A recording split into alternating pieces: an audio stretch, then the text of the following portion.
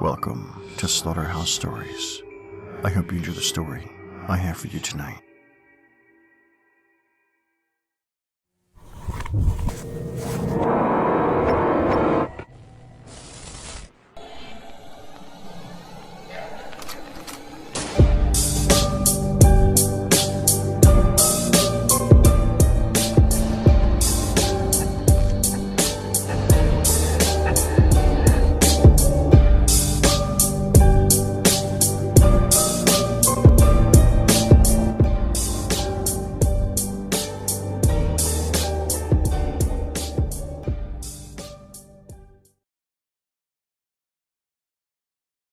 Tapping and knocking.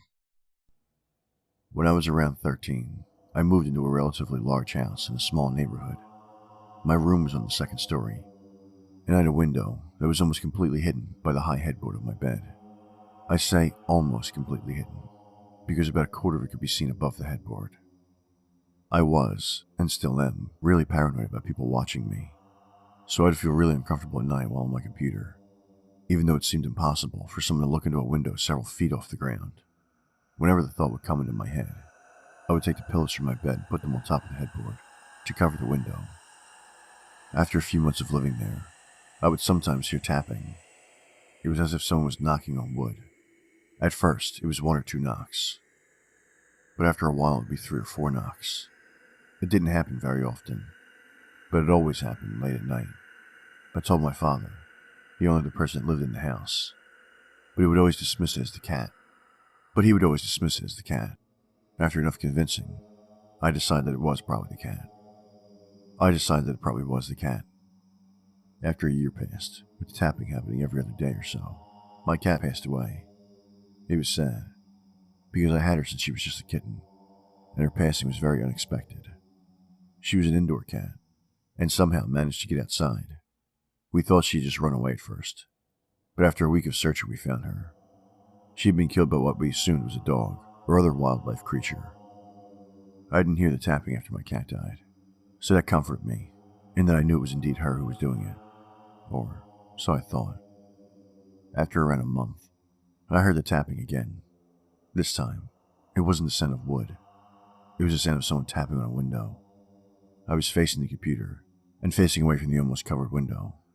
So hearing that tapping, and hearing it so clearly, I didn't really know what to do. I ran out of the room and told my dad. He came into my room and looked out the window to find nothing. I couldn't sleep for the rest of the night. Or rather, I wouldn't sleep. We moved out a few weeks later, due to my father being promoted and needing to move closer to his work. The worst part about the whole thing is that I recently found out that the people that moved into our house after us were murdered in the house during the night. Their killer was apparently an old neighbor that broke into our room via the window. According to my father, who's relaying this news to me, the killer's house had several pictures of our house. Inside it. The pictures dated back to around 2006, when we still lived in the house. That's it for tonight's story. But before we end things, check out the Slaughterhouse Stories podcast, available at all your favorite podcast sites. So download and subscribe. Be a listener, not a victim.